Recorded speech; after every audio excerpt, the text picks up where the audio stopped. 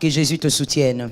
Lorsque vous êtes enseigné, ce n'est pas seulement pour vous, mais c'est aussi pour votre famille. C'est pour la génération qui arrive.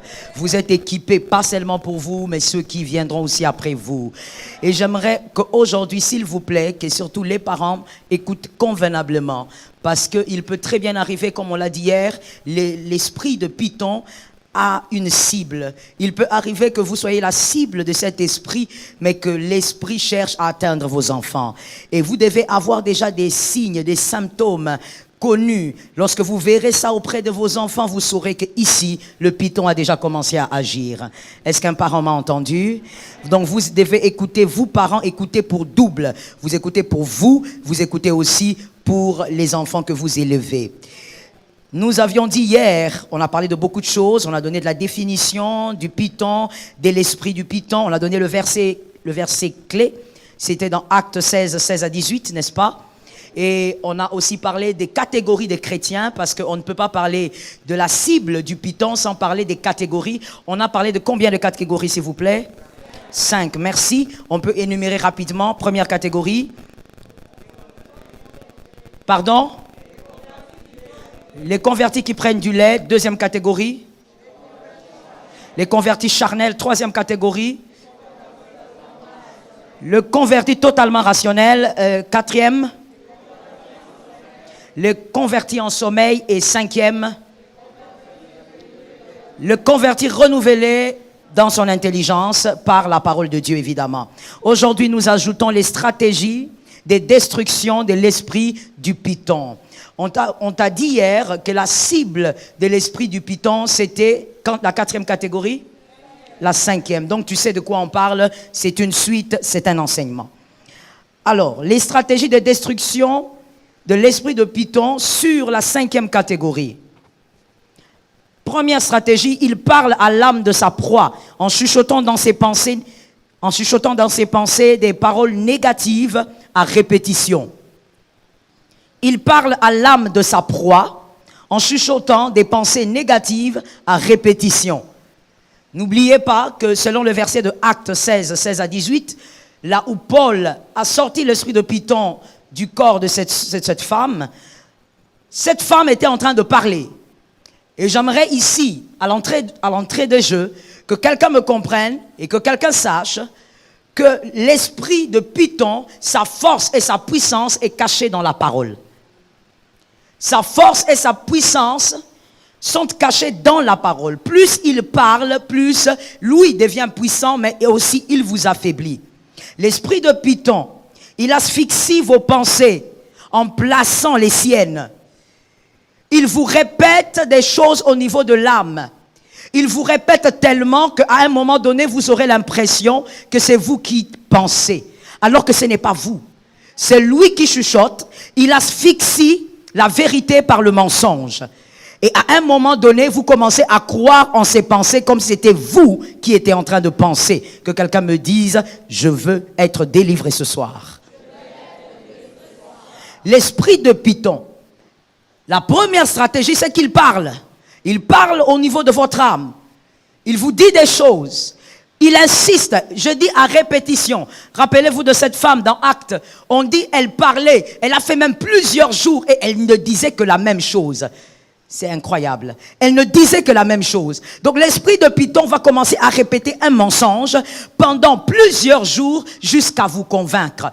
Quand la pensée du Python devient la vôtre, vous adhérez à un mensonge et ce mensonge devient votre pensée. Je peux répéter ça pour un homme intelligent? Quand la pensée du Python qui retentit dans votre âme devient la vôtre, vous adhérez à un mensonge et ce mensonge devient vôtre. Vous commencez à penser selon le mensonge. Vous finissez par croire que ce sont vos pensées.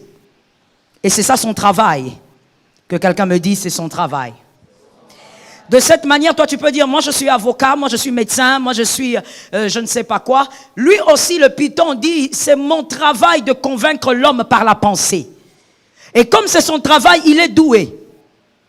Il sait comment s'y prendre. Et heureusement que Christ a dit, sans lui nous ne pouvons rien. Et heureusement que Christ est là.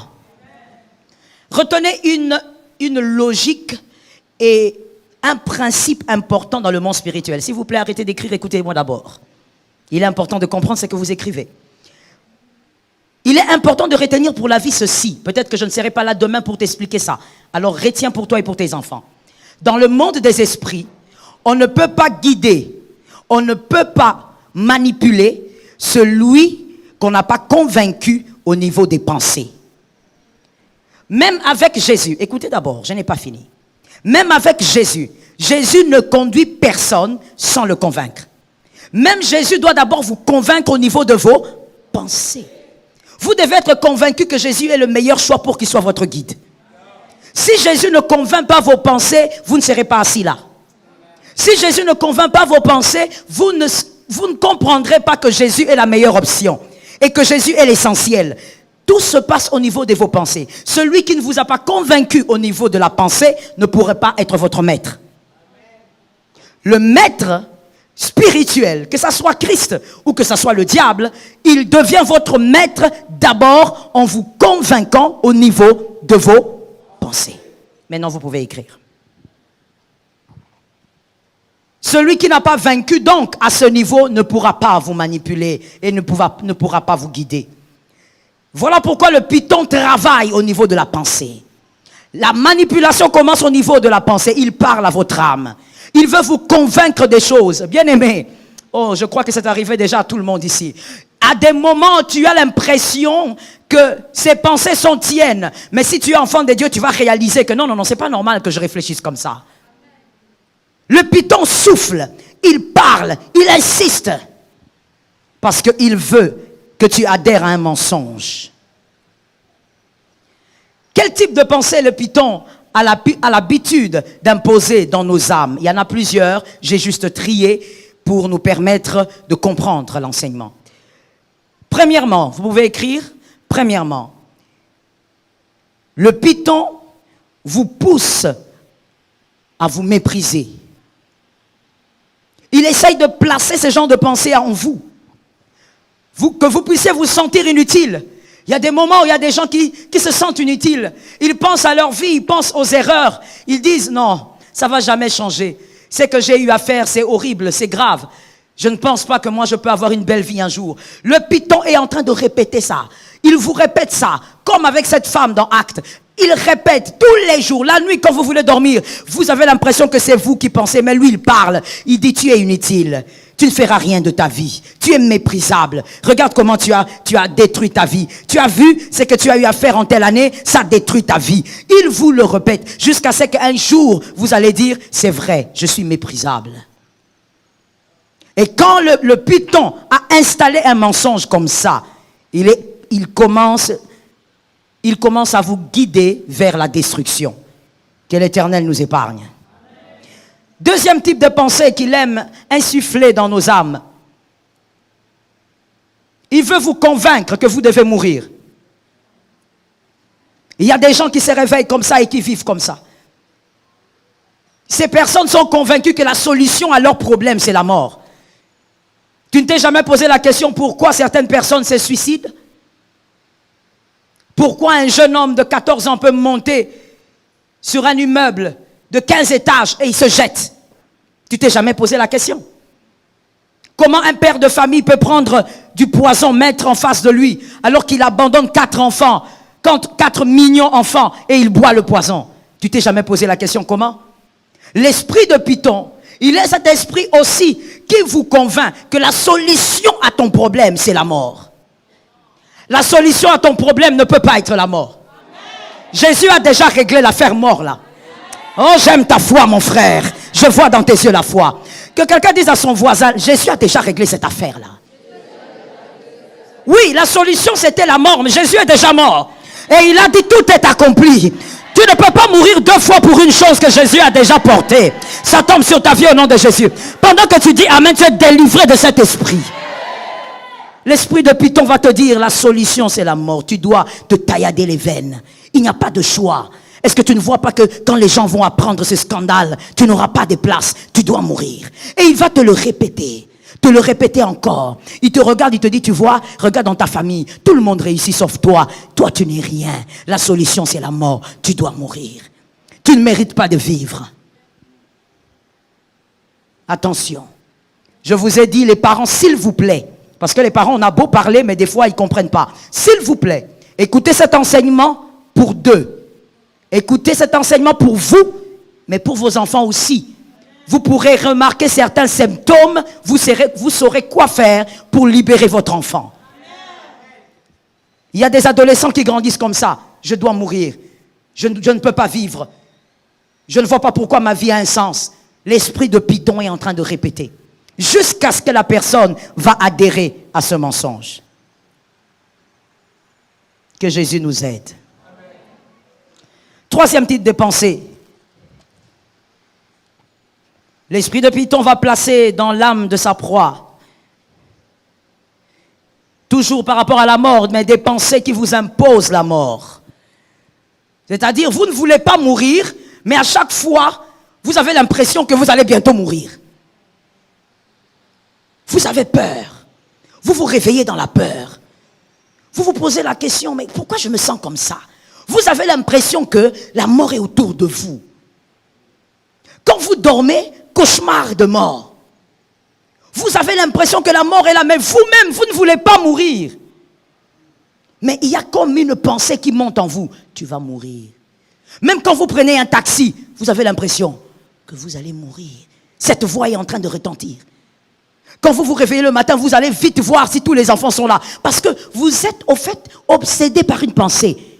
La mort est ici. Tu vas bientôt enterrer quelqu'un. Et le Python répète ça. Il doit te convaincre. Parce que quand il te convainc, tu commences à vivre selon un mensonge. Et celui qui vit selon un mensonge sera manipulé par... Merci. Il te fait comprendre. Et il va, mon Dieu, il va le répéter tellement qu'il y a des gens, vous savez, qui sont tellement mal dans leur tête qu'ils prennent des médicaments pour ça. Ça ne marche pas. On amène dans les hôpitaux psychiatriques. Non, mon frère, tous ceux qui sont là-bas ne sont pas forcément des malades mentaux. Il y a des gens qui ont des problèmes spirituels. La plupart d'ailleurs ont des problèmes spirituels. Toi, tu dis non, il faut l'amener à Sainte-Pépé. Ce n'est pas ça la solution. Il est en train d'entendre des voix. Quand il t'en dit j'entends, mon frère, moi je ne doute pas de celui qui me dit j'entends, parce que je sais de quoi il parle. C'est vrai. Et l'esprit de Python peut même quitter au niveau de la pensée. Tu commences à l'attendre audiblement. De manière audible, tu l'entends. Tu entends quelqu'un te dire, viens. Frère, il y a des choses sur la terre. Ce que tu n'as pas encore vécu, ne doute pas. Écoute seulement, parce que la vie est longue. Il y a des gens qui ont vécu ça. La personne est dans la chambre, elle entend quelqu'un du côté de la cuisine dire, viens. Elle sort, mais il n'y a personne ici. Mais elle a entendu. Cet esprit retentit des choses en toi. Il y a la mort. Tu vas mourir. Et quand tu dors, tu rêves des rêves de mort. Refuse d'adhérer à un mensonge. Accroche-toi à la vérité. Nous allons le voir peut-être par la grâce de Dieu aujourd'hui. Si on n'a pas le temps, ce n'est pas grave. Accroche-toi à la vérité. Attention à certains mensonges.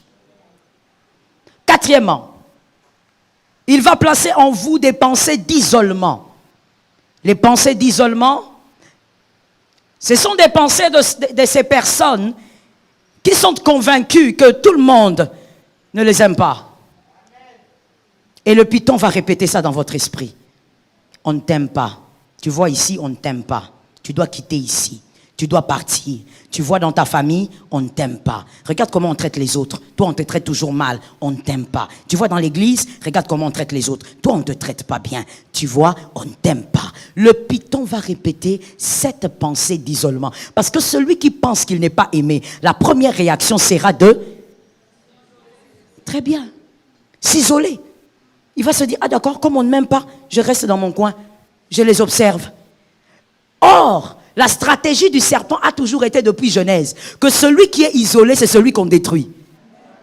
Je n'ai pas entendu les amens. J'ai besoin de 3 amens. Celui que le serpent isole, c'est celui-là qu'on détruit. Ça a toujours été la stratégie depuis Genèse. Il ne changera pas. Il va continuer à agir ainsi. Voilà pourquoi je veux dire à quelqu'un, attention à l'isolement. Dans tous les domaines, attention à l'isolement. Sois là où les enfants de Dieu sont et sois là où tu dois être. En bref, c'est ça que je peux dire. Sois là où tu dois être. Le serpent va t'isoler, va te dire, tu vois, même celui-là qui te salue, regarde son regard. Et toi, tu seras là toujours en train de regarder les gens dans les yeux. Ah, c'est pourquoi il m'a salué avec dédain. Toi, tu vois les dédains, même là, il n'y a pas de dédain. Parce que le serpent a déjà placé quelque chose. Tu commences maintenant à regarder les gens selon la perception du serpent. Tu ne regardes plus les humains tels qu'ils sont. Maintenant, le serpent t'a prêté ses lunettes. Tu commences à regarder selon les lunettes du serpent. Il te dit, regarde, tu vois même son bonjour. Regarde maintenant quand il va saluer l'autre. Et toi, tu commences à surveiller. Ah oui, c'est vrai, hein, quand il salue l'autre, il a beaucoup de respect. Moi, il ne me salue pas avec respect. Tu commences à te convaincre d'un mensonge. C'est que tout le monde ne t'aime pas. Écoute, mon frère, laisse-moi ouvrir une parenthèse. Est-ce que c'est possible qu'un être soit haï par tout le monde? Je n'ai pas entendu, hein? Est-ce que tu sais que même le diable, il y a des gens qui l'aiment? Ah oui, tu es étonné? Tu ne savais pas? Si, il y a des acolytes diaboliques qui l'aiment. Oui.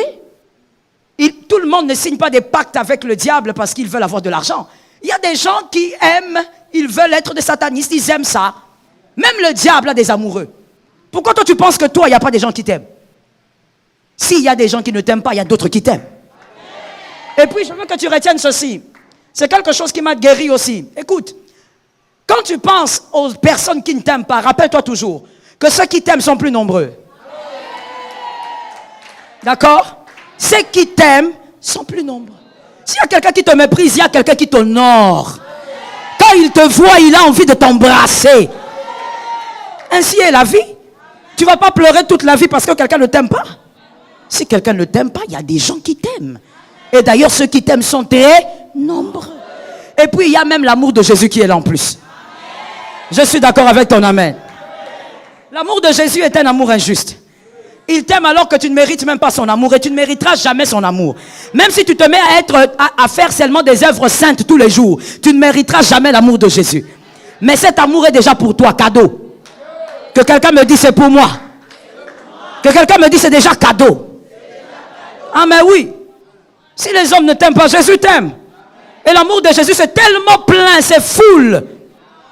Ça te suffit. Fais attention avec cette voix de python qui te dit, les gens ne t'aiment pas, éloigne-toi. Mon frère, généralement là où le python, je vais essayer de le dire simplement, généralement le lieu où le python veut absolument vous éloigner, c'est le lieu de votre bénédiction. Il a fait ça avec Adam et Ève, n'est-ce pas? Il a éloigné Adam et Ève de leur bonheur. Le bonheur, c'était les jardins d'Éden. Attention quand le serpent vous éloigne d'un endroit. Même si vous sentez que le serpent commence à vous éloigner de l'université, c'est que ta destinée dépend de ce diplôme-là. Il faut faire attention. Que l'Éternel nous préserve.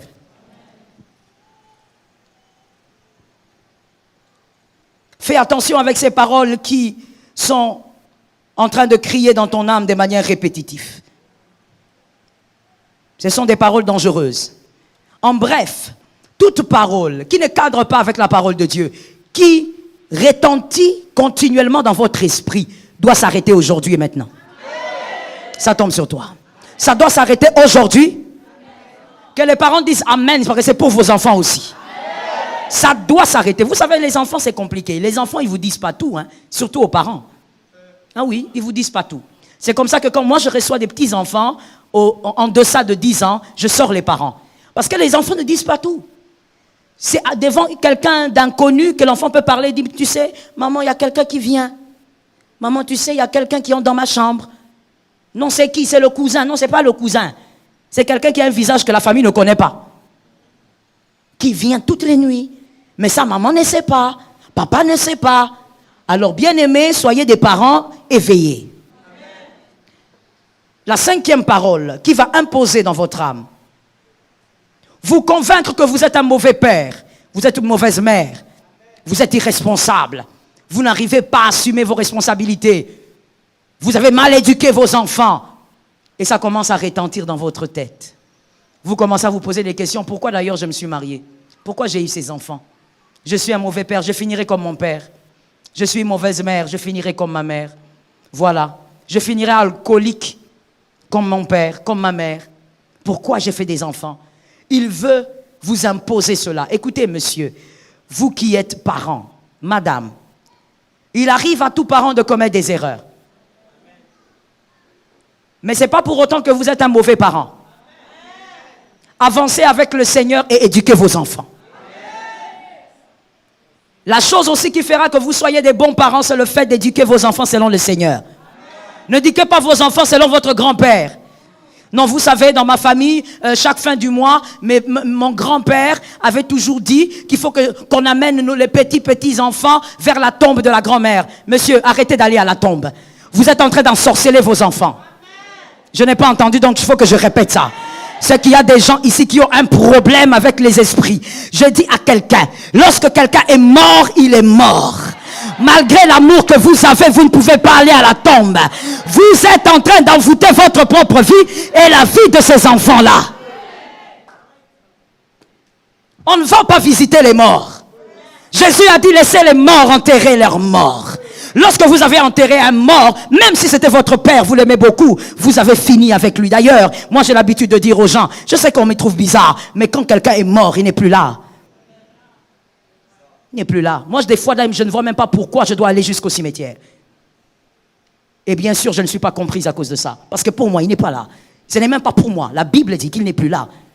La personne que moi j'aime n'est plus là. C'est vrai qu'il faut respecter la dépouille. Je suis d'accord avec toi. Voilà pourquoi je ne t'interdis pas d'aller enterrer. Mais je te dis, ne va pas visiter la dépouille. C'est un corps détruit. Il n'y a plus rien là-bas. Tout ce qui circule dans les cimetières, ce sont les esprits impurs et les esprits errants. Arrête d'amener les enfants là-bas. Si toi tu es convaincu que tu dois aller voir ta mère, laisse les enfants tranquilles, laisse les enfants en dehors de ton deal et préserve leur âme. Je n'ai pas entendu les amens. J'ai besoin de toi, amen. Quand je parle contre le diable, tu es obligé de dire amen. Tu ne peux pas commencer à trimballer les enfants. Nous allons voir maman. Qui t'a dit que maman est là? Tu es ignorant. Maman n'est pas là. Maman est partie. Depuis le jour où on a constaté qu'elle était totalement morte. Maman n'est pas là. Tu veux voir maman un jour? Apprends les enfants à aimer Dieu. Ils vont voir maman au ciel. C'est la meilleure manière d'aider les enfants pour savoir qu'il faut vraiment se battre parce que c'est là-bas qu'ils vont voir maman. Au cimetière, il n'y a pas maman, il n'y a pas papa. Alors arrête d'amener les enfants là-bas. Tu détruis leur destinée. Ce n'est pas parce que tu es parent, que tu les as mis au monde, que tu as un droit total sur leur destinée. Respecte leur destinée. Si toi tu veux aller emmagasiner les démons, vas-y. Mais laisse ton fils tranquille. Laisse ta fille tranquille, elle ne mérite pas ça. Que l'Éternel nous aide. Je sens l'Esprit de Dieu me dire, il est là, il faut parler. Je ne sais pas là où tu es, mais l'Esprit de Dieu ne ment pas. Cet esprit va te répéter, comme je le disais, va te convaincre que tu es responsable, que tu es un échec, que tu vas échouer comme les ratés de ta famille. Je dis à quelqu'un, tu n'es pas un raté. Et je veux même dire à quelqu'un, si pour le monde tu es un raté, tu es le joker de Dieu. Parce que généralement, les ratés du monde sont les jokers de Dieu.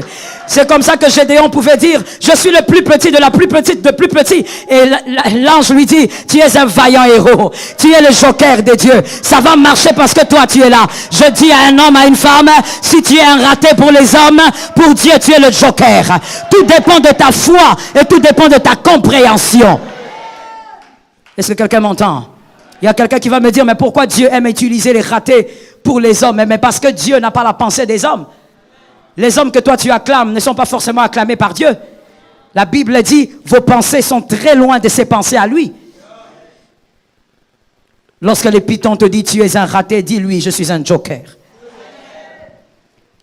Voici les désastres de la voix du python. Les désastres que crée la voix du python. J'ai juste donné quelques exemples, il y en a tellement, mais je te l'ai dit, toute pensée qui n'est pas pure, qui ne cadre pas avec la volonté de Dieu, que cette pensée ne crie pas dans ton âme. Les désastres, on peut y aller? Vous êtes prêts? D'accord.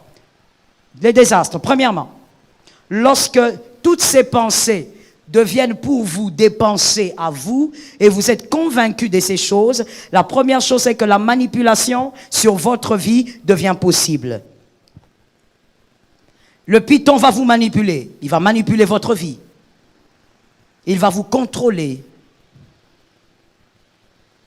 Celui qui a convaincu votre esprit dictera vos actes.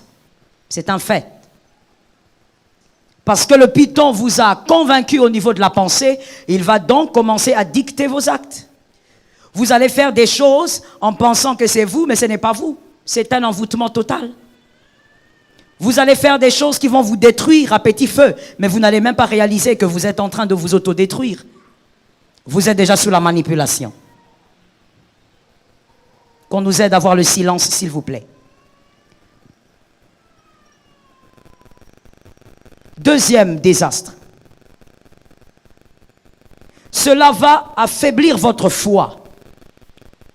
Lorsque vous croyez en un mensonge, le python vous a eu, il va affaiblir maintenant votre foi. Parce que pour vous, c'est le mensonge qui devient vérité. Il va affaiblir votre foi. Vous n'aurez plus de zèle pour le Seigneur. Vous n'aurez plus de zèle pour ce que vous devez faire pour Dieu. Troisièmement, la vérité qui a été enracinée en vous par la parole va commencer à s'effriter. Parce qu'il y a un mensonge qui s'est installé. Donc la vérité va s'effriter. C'est extraordinaire. C'est comme ça que plusieurs fois j'ai eu à rencontrer des personnes ou à vivre avec des personnes. Il a connu Dieu, il a aimé Dieu. Mais aujourd'hui, il a un discours, quand tu entends, tu te dis, mais qu'est-ce qui s'est passé dans sa vie? Où est le Dieu qu'il a connu depuis toutes ces années? Qu'est-ce qui s'est vraiment passé? Il est tombé sur la tête ou quoi? Comment lui qui a servi Dieu, qui a aimé Dieu, peut parler ainsi de Dieu? Le langage commence à changer. Pourquoi?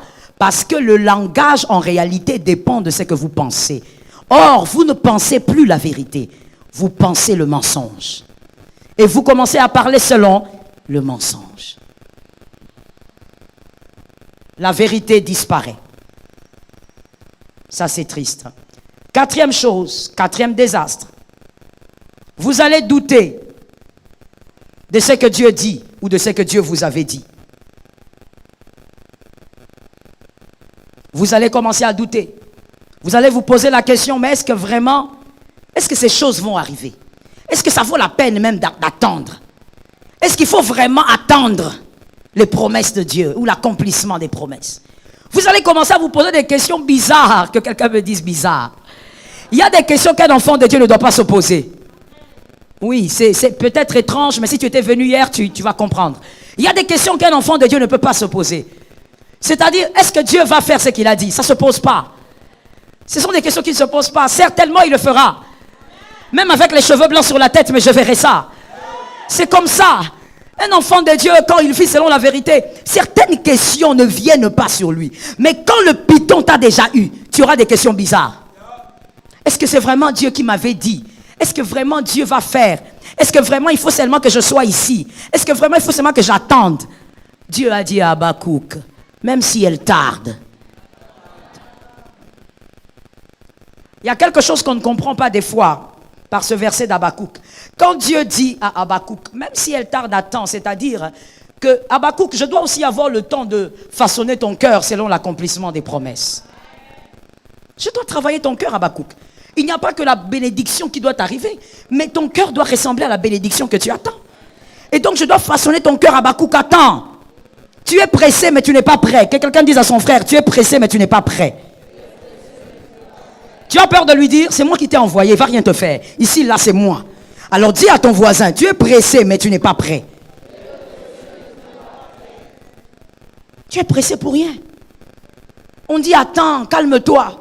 Non, tu es comme cet enfant qui veut manger de la nourriture qui est au feu. Tu dis, j'ai faim, mets tes doigts dedans alors.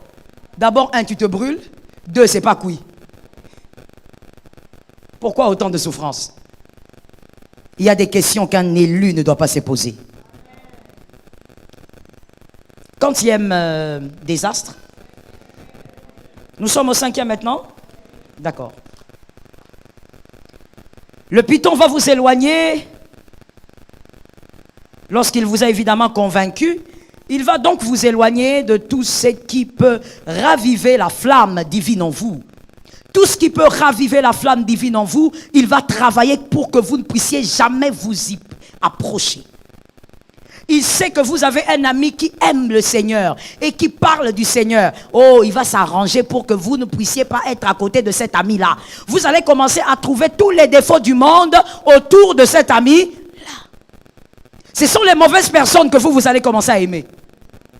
Les personnes qui vous détruisent là, qui vous amènent en boîte de nuit, qui vous amènent à vivre une vie bizarre, ce sont ces gens-là que vous allez aimer. Mais celui-là qui va t'appeler dit, oh mon frère, je ne t'ai pas vu à l'église. Non, écoute, pour l'instant là, j'ai pas le temps pour ça. Laisse-moi d'abord tranquille. Ça veut dire, toi tu aimes seulement les personnes qui t'amènent vers la distraction, qui t'amènent vers les choses qui n'ont rien à voir avec ta destinée. Je veux dire à quelqu'un, mon frère, tu es assez grand pour respecter ta destinée. Je répète ça. Parce qu'il y a des gens qui n'ont pas dit amen. Tu es assez grand pour respecter ta destinée. Tu n'as pas l'âge où on doit te porter, te bercer pour te dire, tu sais, ta destinée est importante. Non, tu es assez grand. Et puis d'ailleurs, laisse-moi bien te regarder. Tu n'as pas 22 ans, hein? Quand j'ai vu ton visage là, toi tu n'es pas dans l'époque de Kassavou. Kassavou, hein, on dirait. Ou même Mobutu. Tu n'es pas un enfant. Arrête de nous faire croire que tu es un enfant là parce que tu mets ton jean et tu mets... Non frère, tu n'es pas un enfant. Tu es en train d'aller vers la soixantaine. Hein? Et tu crois que c'est le moment où tu dois jouer avec ta destinée. On ne joue pas avec sa destinée. Que quelqu'un me dise, c'est la réalisation ou pas. C'est-à-dire, bien aimé, tu dois réaliser ce que Dieu a prévu pour toi. Tu dois accomplir ta mission. Ce n'est pas le moment de faire de chichi ici. Ce n'est pas le moment de faire des blagues avec ta destinée. Les personnes qui t'éloignent, qui te distraient, toi tu les aimes. Alors que tu n'as plus beaucoup de temps. Tu es seulement là en train de dire, je chasse, j'éloigne la mort, je vieillirai. Tu vieilliras pourquoi? Même les anges ne savent pas pourquoi tu vieillis. Tu vieillis pour rien. Aucun rendement. À ton âge, Jésus avait déjà fait des miracles. Toi, tu as déjà dépassé l'âge de Jésus. Tu as quel âge? Tu es au-delà de la trentaine. À 30 ans, Jésus avait fait des prodiges. Toi, tu as dépassé, mais regarde, il n'y a rien. À ton âge, David était roi. David est devenu roi à 30 ans. Toi, à 30 ans, tu manges la boule de ton père. Même les anges ne savent pas. Quand tu es là à l'église, Seigneur, longévité, longévité. Les anges te regardent, qu'est-ce que cet homme? Il demande la longévité, pourquoi? Le peu de temps déjà qu'il a fait sur terre, il n'a rien foutu. Mon frère, tu n'as pas le temps. Respecte ton temps, respecte le temps que Dieu t'a donné. Lorsque le diable veut t'isoler, veut t'éloigner des choses qui peuvent allumer la flamme de l'esprit en toi, fais attention avec ça. Aime les personnes qui te rappellent que tu as refroidi spirituellement. J'ai entendu 3 amen. Aime les personnes qui te regardent en face. Parce que j'ai remarqué que l'homme, l'être humain, il aime les personnes qui bercent la sottise, qui bercent la bêtise. J'ai remarqué que l'être humain aime ça. Non, mon frère, il faut aimer les personnes qui te regardent en face et qui te disent, toi, ce que tu es en train de devenir, tu deviens un monstre. Tu le regardes, tu dis, c'est à moi que tu parles. Oui, c'est à toi que je parle. Il faut aimer ces gens-là. Ce sont des gens qui te délivrent du mal. Ce sont des gens qui te éloignent du mal. Des gens qui peuvent te regarder en face et dire, mon frère, qu'est-ce que tu as avec Dieu? Non, qu'est-ce que j'ai avec Dieu? Non, mais j'ai l'impression que tu as un problème avec Dieu. Parce que je ne vois pas ton zèle pour le Seigneur. Tu dois aimer ces gens-là. Ces gens qui peuvent te pousser vers les choses saintes. Est-ce que quelqu'un m'a entendu? J'ai toujours dit, bon pas toujours, mais il y a une histoire qui m'a ému l'année passée. C'était l'année passée, évidemment, je crois. Ben, si je me trompe, excusez-moi. C'est qu'il y a un ami de M. Trésor qui prie ici, qui était vraiment son ami d'enfance, vraiment comme un frère, qui meurt. On apprend le matin qu'il est mort. Ah, on était triste évidemment. Mais quand on m'a seulement informé qu'il était mort à l'église, j'ai senti une paix. J'ai senti une paix. Toi, tu mourras où? Sur une moto et une autre moto vient te casse la tête. Frère, si tu meurs comme ça, tu vas aller au ciel, je ne sais pas. Non, ce n'est pas un débat. J'ai juste posé la question. Déjà mourir sur terre, tu n'es pas mort paisiblement. Frère, tu vas monter là-bas. On vient te voir. Oh, il est mort. On vient te voir là où tu es mort. Frère, ta jambe gauche est quelque part sur l'arbre. On ne sait pas comment c'est arrivé là-bas. Toi-même, tu es dans un taxi comme si tu es en train d'appeler quelqu'un. Vous savez, il y a des gens qui meurent quand vous regardez le visage. Même le visage est en train de crier. Donc c'est comme si le visage a peur. Frère, est-ce que cet homme-là vraiment, il va aller au ciel comment? On m'a dit, ce garçon était à l'église. Moi, j'ai dit, mais il faisait quoi à l'église? Non, il avait veillé. Il était allé prier. J'ai dit, mais gloire à Jésus. J'ai dit, gloire à Jésus. J'ai dit, monsieur Trésor, je te comprends que tu sois triste. Mais gloire à Jésus. Au moins, celui-là, on peut croire qu'il y a quelque chose qui vient après. Il y a une espérance. Regarde là où les enfants de Dieu meurent. Toi, on va te dire, allons à l'église, allons à la veillée. Ah non, mon frère, ces derniers temps ici, le corona. Mais tu n'as pas peur du corona pour aller te mettre avec tes amis là-bas pour rire. Tu n'as pas peur d'aller te regrouper avec tes amis. Tu ne penses pas au corona. Mais pour aller veiller, tu penses au corona. Il n'y avait que Dieu qui savait que ce jour-là, la mort allait frapper ce garçon. Et gloire à Dieu, il a entendu l'appel du Saint-Esprit. Que quelqu'un me dise, le Saint-Esprit est un ami. Le Saint-Esprit l'a certainement dit, va à l'église, lave-toi, va à l'église. Le Saint-Esprit a insisté.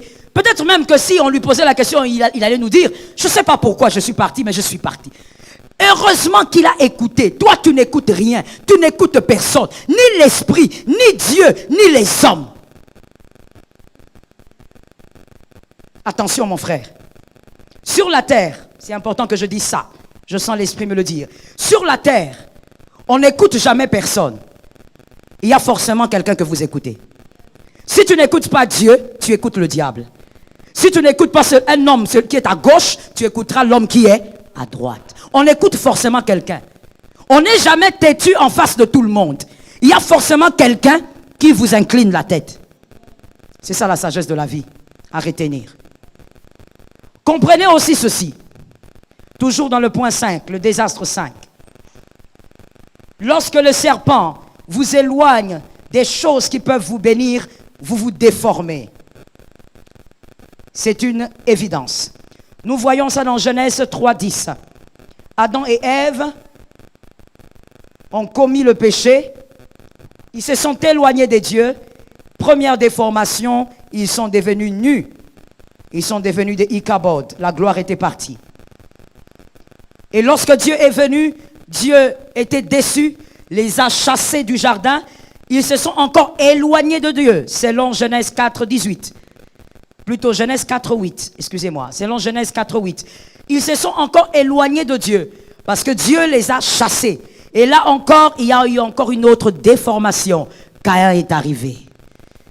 Lorsque Ève mettait au monde, elle ne pouvait pas s'imaginer que le premier enfant allait être le premier meurtrier du monde. Caïn. Plus il s'éloignait de Dieu, plus il s'est déformé. Et plus les déboires étaient en train d'arriver. Que Dieu t'éloigne de ces choses. 6e désastre. Il va détruire, au nom de Jésus, je refuse que ceci t'arrive. Il va détruire toutes les bonnes relations autour de vous.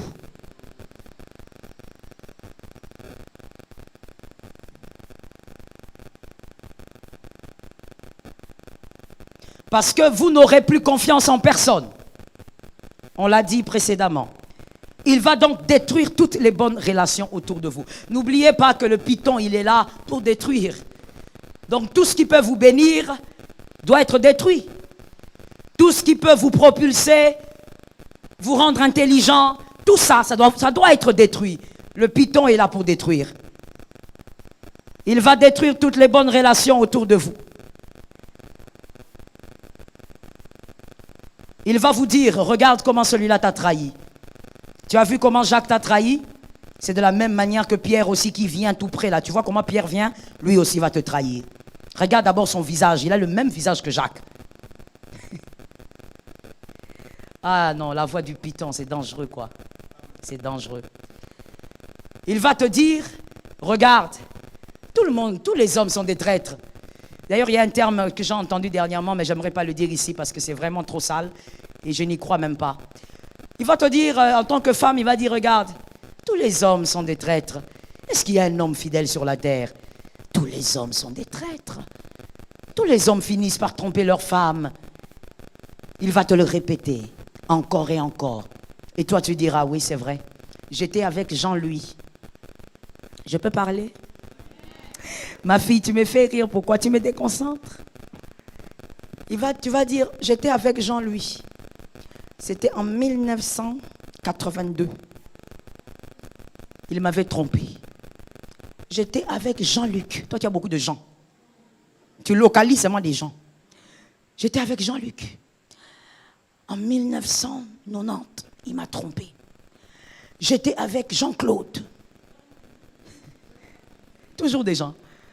En 1997, il m'a trompé. Je suis allé avec Jean-Marc. En 2000, il m'a trompé. Je suis allé avec Jean-Marie. Oui, elle, c'est seulement des gens. En 2010, il m'a trompé. Tous les hommes sont des animaux. Aucun homme n'est sincère. Et le python va t'aider. Il va prendre ces événements, ces erreurs, et il va commencer à faire retentir ses paroles. Tu vois, tu ne dois pas faire confiance aux hommes. Alors toi aussi, quand tu auras ton homme, il faut le tromper. Parce que tous les hommes sont des menteurs. Et toi, de ton côté aussi, un homme, tu diras, oui, toutes les femmes sont bizarres. Toutes les femmes sont des voleuses. Je me rappelle encore de Jacqueline. Mon frère, toi, tu es sorti avec Jacqueline. Quelqu'un qui s'appelle Jacqueline. Non, je n'ai pas de problème, hein, si tu t'appelles Jacqueline. J'étais avec Jacqueline. Jacqueline m'avait volé. Je me rappelle, même Louisette. Kassavoub. Les noms qu'il y avait à l'époque. J'étais avec Louisette. Louisette aussi m'avait volé. Non, toutes les femmes sont des voleuses. Aucune femme, d'ailleurs j'ai entendu beaucoup d'adages, en étant pasteur j'en ai entendu. Il y a même une femme qui m'a dit, maman, le mari, c'est pas ton frère. Le mari, il ne faut pas lui dire tout. Et il ne faut même pas qu'il sache certaines choses de ta vie. Parce qu'un jour, il va te trahir. Et ce genre d'adage, ce genre de pensée, le python alimente dans la tête de beaucoup de gens. Peut-être même tu es assis là devant moi, mais tu crois aussi en des choses comme ça. Tu aimes ta femme, tu aimes ton mari, mais tu sais que les hommes finissent par trahir. Au fond de toi, c'est comme ça. C'est imprimé comme ça. Et le diable, le python commence à te rappeler, à te répéter aussi que tel l'autre t'a trahi. Celui-là aussi te trahira. Tu vois comment est-ce que tu accueilles les gens. Tu vas voir, tu vas pleurer ici. Il va te trahir. Que l'Éternel nous délivre. Je veux essayer de parler avec toi d'un homme. Genèse 37, 27. Je crois qu'en donnant ces versets, tu as compris. Genèse 37, 27. Genèse 37, 27. Joseph a été vendu par qui? Par ses frères. Je pense que je vais m'arrêter là parce qu'il faut que j'essaye par la grâce du Saint-Esprit, de te faire vraiment comprendre ce qu'il y a là-dessus. Joseph a été trahi par ses frères. Les personnes qui ont vendu, et puis quelle trahison mon frère, écoute, il a été vendu comme une bête. Des personnes avec qui tu as grandi. Tu appelais Yajuda. Hein? Tu appelais Ruben. Des gens avec qui tu as grandi. Ils t'ont changé les couches. Ils t'ont appelé, Joseph, tu es sale comme ça, pourquoi? Viens, on va te laver. Ils ont lavé Joseph. Ces gens-là n'ont pas seulement trahi, l'ont vendu comme un animal. Ils ont pris de l'argent, ils ont mis dans la poche. Joseph était là, dans un chariot, en train de partir. Il regarde derrière, il voit ses frères. Ses frères l'ont vendu, il ne sait pas où il va. Et il a vu que ses frères l'ont vendu pour combien de pièces? 30 pièces. Mes frères. Mais regardez comment cet homme était extraordinaire. Joseph quitte chez les Ismaélites, il est chez Potiphar. C'est Potiphar qui l'achète. La Bible dit quand Joseph commence à servir chez Potiphar, tout commençait à fleurir. L'abondance est arrivée dans la maison de Potiphar. Écoutez, maintenant je vais vous expliquer un principe spirituel. Donnez-moi une chaise s'il vous plaît. Je vais vous expliquer un principe spirituel à retenir pour la vie. Merci d'avoir suivi cette prédication. N'oubliez pas de vous abonner et d'activer la cloche de notification pour ne pas manquer d'autres prédications. Que le bon Dieu vous bénisse abondamment.